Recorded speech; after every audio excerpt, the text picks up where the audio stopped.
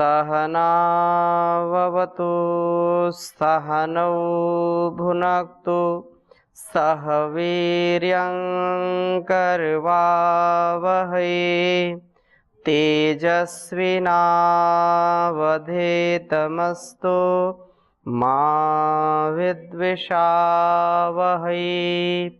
ओम शांति शांति शांति। भर्तृहरि कृत वैराग्य शतकम का हम स्वाध्याय कर रहे हैं। इस स्वाध्याय की कक्षा में आप सभी सुधी दर्शकों का, श्रोताओं का हृदय की गहराइयों से बहुत बहुत अभिनंदन है, स्वागत है, प्रणाम है। हमारा जीवन और यह जगत ईश्वर के द्वारा प्रदत्त बहुत बड़ी सौगात है, बहुत बड़ा उपहार है।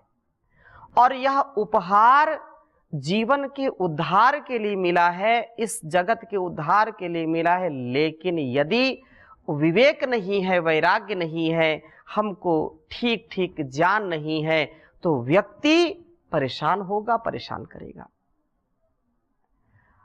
हमारा यह परम कर्तव्य है कि इस संसार के जो संसार, असार संसार, इसमें सार तो केवल यही है कि हमको यह सहारा दिया है, यह साधन है, और साधन को पाकर के हमको साधना करना है, अपने साध्य तक पहुंचना है, इसलिए साधन मिला है। परंतु संसार की विषयासक्ति, ये भोग, ये संसार की उहापोह, संसार का जो बहुत ही आकर्षक तत्व है वासना, वो प्रभु की उपासना से दूर कर देती है। इसलिए हम सच्चे साधक नहीं बन पाते। सच्चे साधक बन करके साधना करना, तब साध्य तक पहुंचेंगे। बिना साधना के साध्य तक नहीं पहुंच सकते। इसलिए साधना के साथ जीवन।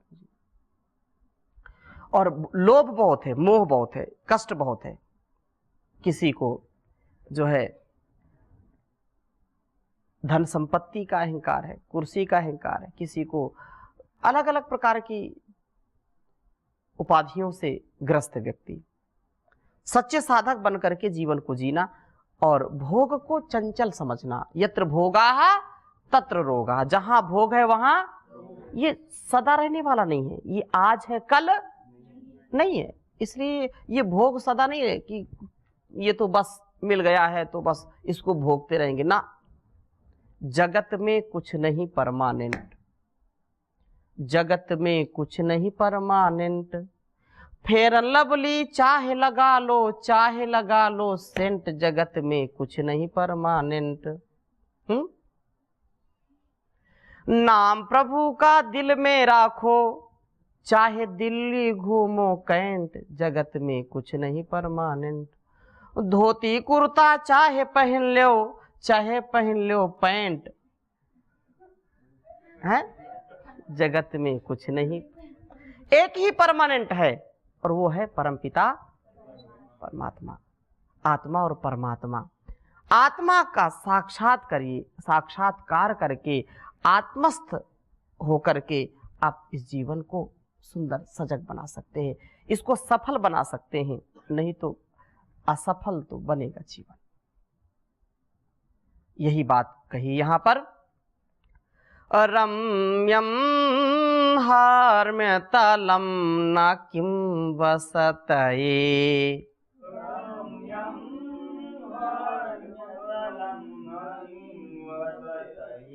श्रव्यं न गेयादिकं,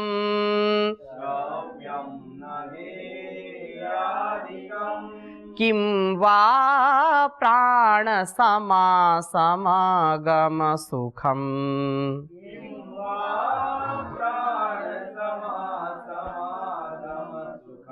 नैवाधिका प्रीतये,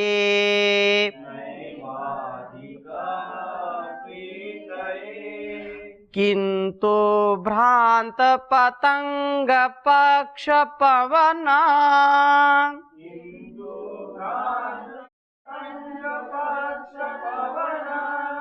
व्यालोल दीपांकुरा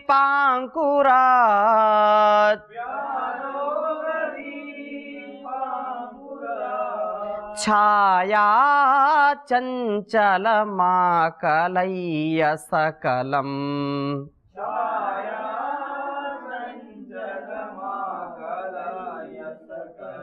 संतो वनान्तं गताः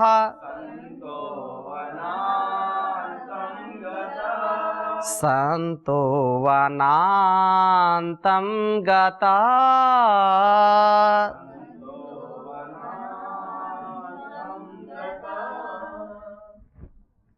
हर्म्यतलं वसते रम्यं न किम गेयादिकं श्रव्यं न किम वा प्राण समा सुखम अधिक प्रीतये न किम किंतु भ्रांत पतंग पक्ष पवन व्यालोलम दीपांकुरा छाया चंचलम सकलम आकलय संतः वनांतम गताः।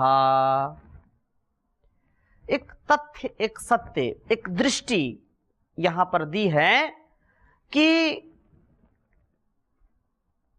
महल का जो ऊपरी भाग है, ऊपरी भाग में रहने के लिए क्या अच्छा नहीं है, अर्थात रम्य है, गीत संगीत क्या सुनने योग्य नहीं।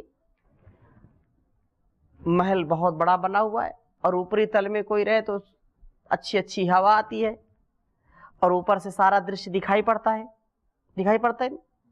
तो ऊपर किसको रहना अच्छा नहीं लगेगा, अर्थात सबको अच्छा लगता है, रम्यम है, बिल्कुल बिल्कुल आनंद आता है। और गीत संगीत चल रहे हैं,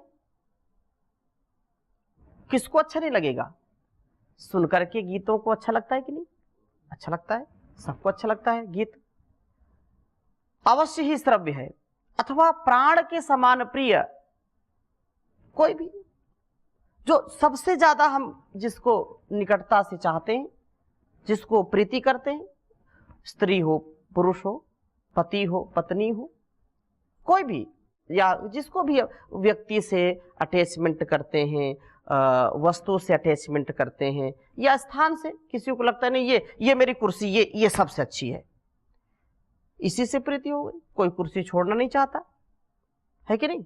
आजकल तो कुर्सी की झगड़ा है, लड़ाई है, कुछ भी छूट सकता है लेकिन कुर्सी नहीं छूट सकती। हाँ हाँ, तो ये जो है ये किसको अच्छा नहीं लगता, अर्थात सबको अच्छा लगता है, कोई छोड़ना नहीं चाहता है, निश्चित रूप से अच्छा ही लगता है। भूले हुए जो है पतंगे के पंखों की हवा से हिलने वाली, दीपक के शिखा की छाया की भांति चंचल दीपक के अग्रभाग के समान संपूर्ण अर्थात नश्वर समझ करके संत लोग वन में चले जाते हैं, लेकिन ये सब क्या है, क्षण भंगुर है। ये संसार का सुख जिसको भी हम कहते हैं बहुत अच्छा लगता है, बस इसको इसी में तो पूरा जीवन व्यतीत हो जाए, लेकिन वो सदा रहने वाला।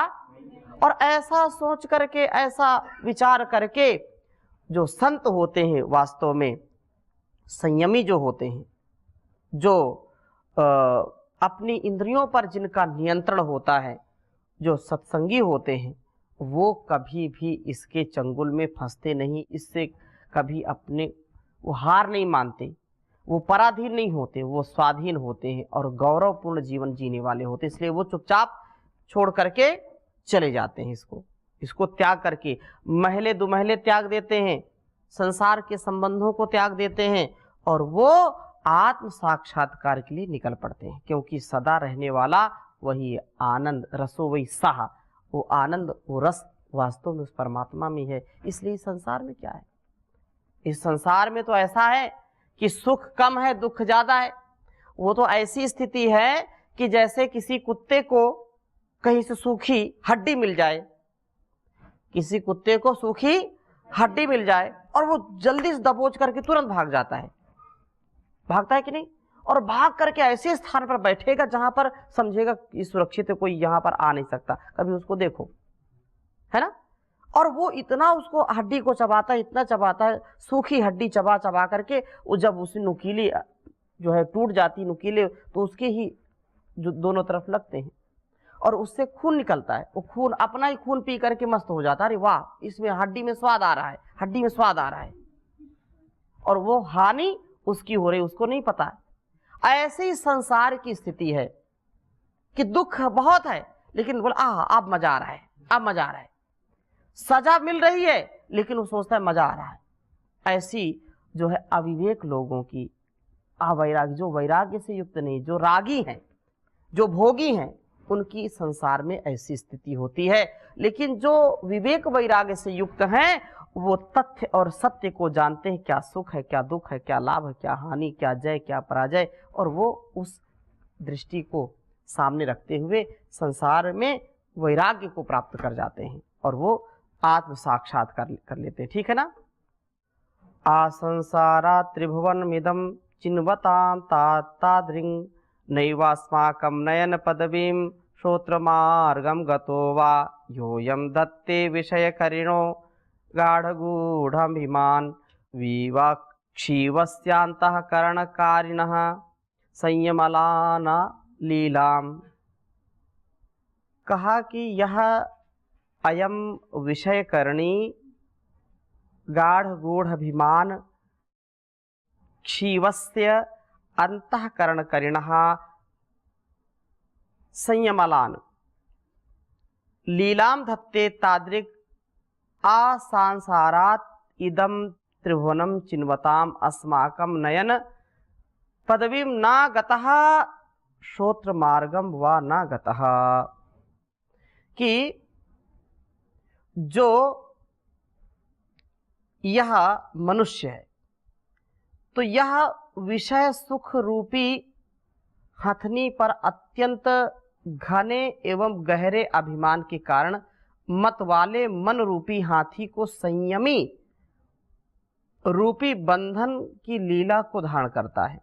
उसी प्रकार से मनुष्य संसार पर्यंत इन तीनों लोकों में खोजने पर हमारी नेत्रों के अथवा कानों में भी नहीं पड़ा, अर्थात दिखाई या सुनाई नहीं पड़ा। जब तक अभिमान है अंतःकरण वश में नहीं रह सकता है, इसका दिग्दर्शन कराया है। जो यहाँ पर उदाहरण दिया है कि संसार में जो विषय करनी है, विषय सुख हथनी पर, सुख के जो है रूप में रूप रस गंध शब्द स्पर्श, ठीक है ना, रूप रस गंध शब्द स्पर्श, इनके अलग अलग विषय हैं। तो एक विषय हाथी आता है, हाथी और हथनी, तो स्पर्श सुख हाथी को बहुत पसंद है। स्पर्श कुरंग मातंग पतंग भृंगा मीना हता पंच भिरेव पंचा एकहा प्रमादी सकथम न हन्यात यह सेवते पंच भिरेव पंचा। जो 5 विषय हैं और 5 जीवों का वर्णन किया है, कुरंग मातंग पतंग भृंगा, जो है हिरण, हाथी, पतंगा, भौरा, पतंगा, और ये जो मछली, कुरंग जो हिरण हो गया, मातंग जो हाथी, पतंग जो सलभ होता है। पतंगा समझते हैं? पतंगा नहीं समझते? पतंगा बोलते हैं, पतंग सलभ बोलते हैं, हैं? जैसे बरसात के समय ज्यादा आते हैं, जहां ज्यादा लाइट होती है वो गिरते हैं उसमें, हैं? क्या बोलते हैं?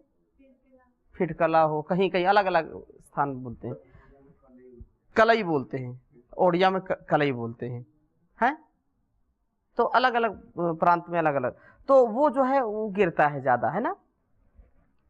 और फिर भौरा और जो है मछली।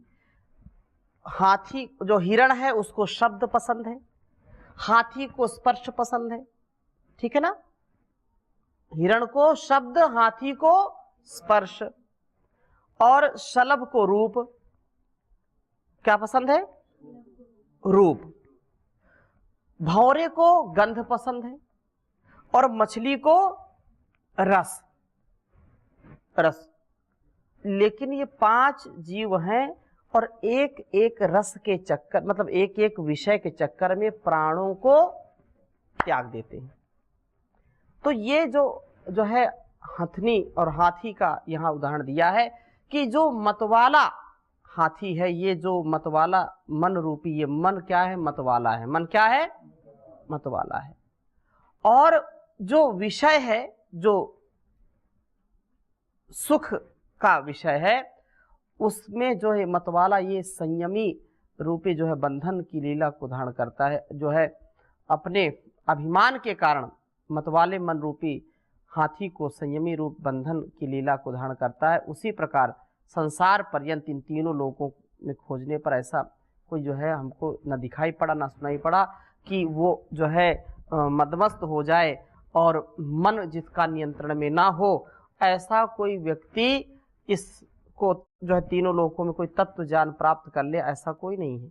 ऐसा कोई है ही नहीं है। इसलिए अहंकार का और मन के विकार का, इसमें यदि कोई व्यक्ति पड़ जाए तो अंतःकरण की शुद्धि कभी भी नहीं कर सकता है। मन का विकार और अहंकार, मन का विकार और अहंकार बढ़ जाए तो संसार की कोई ताकत उसको बचा, कोई माई का लाल उसको बचा नहीं सकता, उसका कभी कल्याण हो ही नहीं सकता।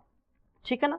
बोले एक तो जो है करेला, ऊपर नीम चढ़ा, एक करेला और ऊपर से नीम चढ़ा। करेला अपने आप में कड़वा होता है और नीम में चढ़ जाए तो और कड़वा हो जाता है।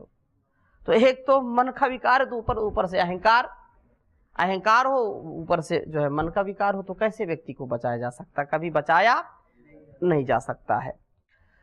यतेद स्वच्छंदम विहरणमकार्पण्यमशनम् तत्स्वच्छंदम विहरणमकार्पण्यशनम् साहार्यै संवासः श्रुतमुपशमैकाः व्रतफलम्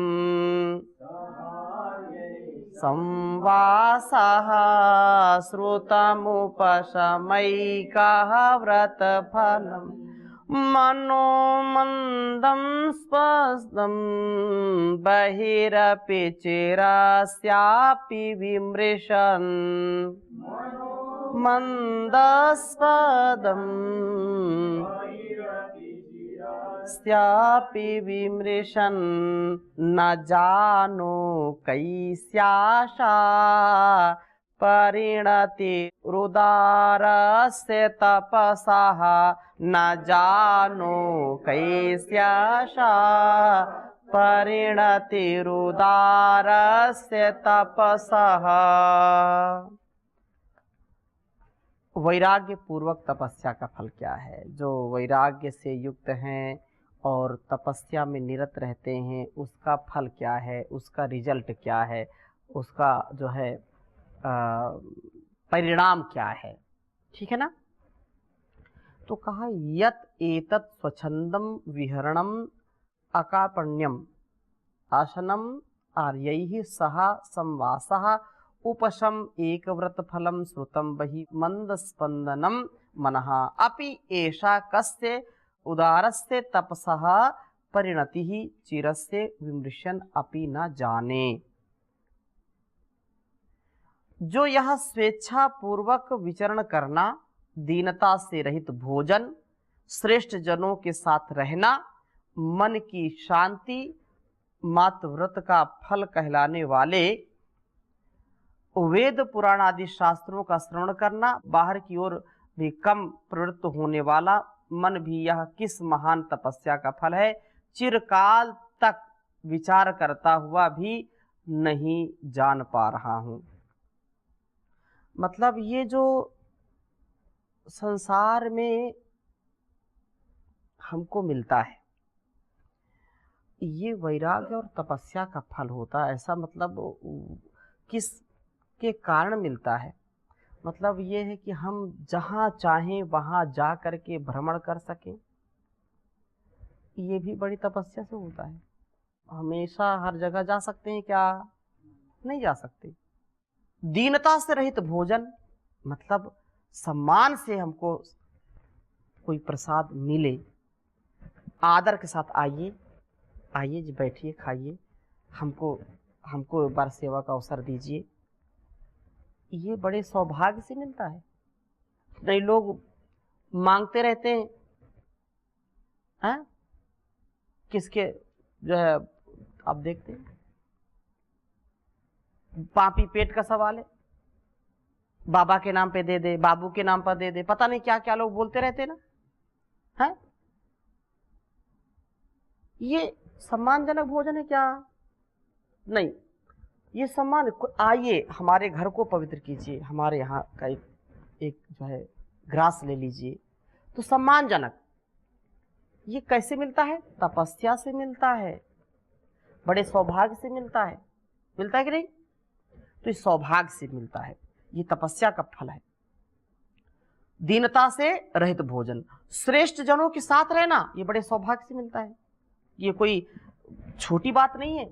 अच्छे लोगों का संग, दीनता हीनता से रहित संग, स्वाभिमान से सहित संतों के बीच में बैठने का, ये कैसे मिला? तपस्या से मिलता है कि नहीं? कैसे मिलता है? तपस्या से। तपस्या का ये फल है कि हम सब यहां बैठे हैं। बोलो, है कि नहीं? पूर्व जन्म के कुछ कर्म हैं, कुछ इस जन्म के कर्म हैं, यहां बैठे, है कि नहीं? ये बड़े तप से मिलता है। और मन की शांति, मात्र व्रत का फल, मन बिल्कुल शांत। मन तो उल्लू का पट्टा है, इधर उधर भागता रहता है, चंचल रहता है, लेकिन मन शांत हो, ये भी बहुत असाधारण बात है। मन क्या है? शांत है, मन निश्चल है, निष्कपट है, और वो आनंद में सराबोर है, शांत है। ये सौभाग्य से मिलता है। हर व्यक्ति का मन शांत नहीं रहता, बड़ा चंचल होता है। तो दूसरी बात आगे, वेद पुराण आदि शास्त्रों का श्रवण करना, देखो कितना बड़ा सौभाग्य है। यहाँ आपको सब कुछ वेद शास्त्र उपनिषद की चर्चा मिलती कि नहीं मिलती? लोग तो जानते भी नहीं, कितने ऐसे लाखों करोड़ों लोग होंगे कि वेद का नाम भी नहीं जानते होंगे, उपनिषद का नाम भी नहीं जानते होंगे, है कि नहीं? और आप यहाँ पढ़ते हो, यहाँ सुनते हो, तो ये क्या है? ये सौभाग्य से मिलता है, ये तपस्या का परिणाम है। बाहर की ओर भी कम प्रवृत्त होने वाला मन भी किस महान तपस्या का फल है। बाहर मन बिल्कुल आंख बंद कर लिए, शांत हो गया, बाहर की चकाचौंध में मन नहीं लगता, इसीलिए तो यहां आए हैं। बोलो, अगर मन बाहर लगता तो यहां क्यों आते? इस जवानी को यहां क्यों लगाते? गुरु के चरणों में लगाना, निस्वार्थ भाव से आत्म कल्याण के लिए इन वस्त्रों को धारण करना, ये छोटी घटना है क्या? ये जन्म जन्मांतरों से पुण्य हमको मिला है, तपस्या मिली है, तो ये जो है बहुत हमको सौभाग्य से मिला है, ठीक है ना? तो ये बात, ये देखो, मैं नहीं कह रहा हूं, भर्तृहरि कह रहे हैं, ठीक है ना? तो ये जो है इस जो है महान तप का फल है। ये चिरकाल तक विचार करता हुआ भी नहीं जान पा रहा हूं, मतलब बहुत इस पर मैं विचार किया, लेकिन ये पता नहीं कौन सी तपस्या का फल मिला कि ऐसा अवसर मिला। ये बहुत ही जो है विचार भी नहीं, मतलब करता तो हूं, लेकिन पता नहीं चलता कौन सा। ऐसे तो ईश्वर की व्यवस्था है, लेकिन ये बात जरूर है कि ये तपस्या का फल है, इसके बिना हो नहीं सकता, ठीक है? जीर्णा एव मनोरथाश्च हृदये,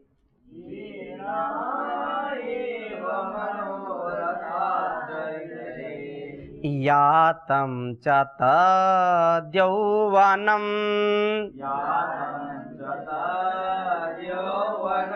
हन्ताङ्गेषु गुणाश्च बन्ध्यफलताम्, याता गुणार्जैर्विना,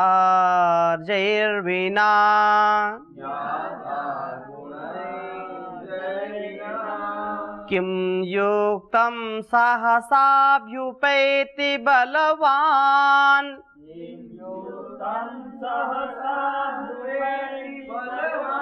कालः कृतान्तो क्षमी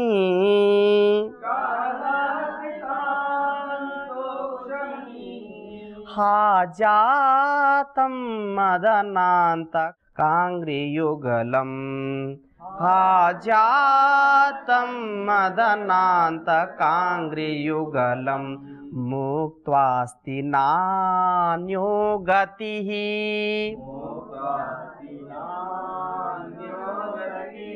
मुक्त्वास्ति नान्यो गतिः।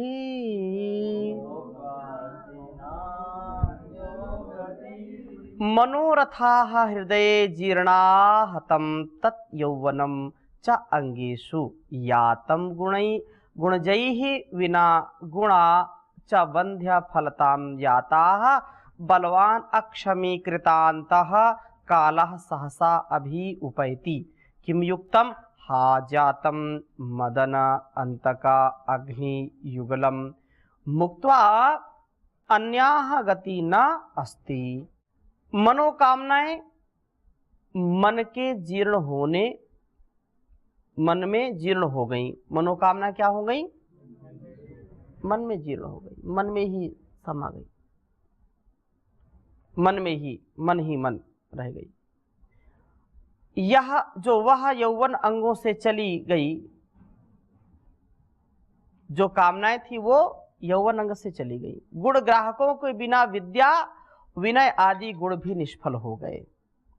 गुण ग्राहक हो, विद्या प्रेमी हो, विद्या विलास में जिनका मन हो, वो समझते हैं इसकी बात को,